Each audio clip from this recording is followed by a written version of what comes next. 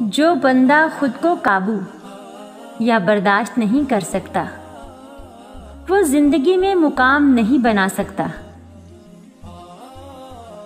کون سی چیزیں انسان کو بری لگتی ہیں؟ اسی سے انسان کی شرافت کا اندازہ لگایا جا سکتا ہے۔ بھرپور سکون محسوس کرنا چاہتے ہو تو اپنے مال میں سے کچھ حصہ ضرورت مندوں میں تقسیم کرو۔ وہ درخت ہمیشہ مضبوط ہوتا ہے جو اکیلے ہی نشو نما پا کر مضبوط ہوتا ہے۔ وہ لوگ اپنا مستقبل کھو دیتے ہیں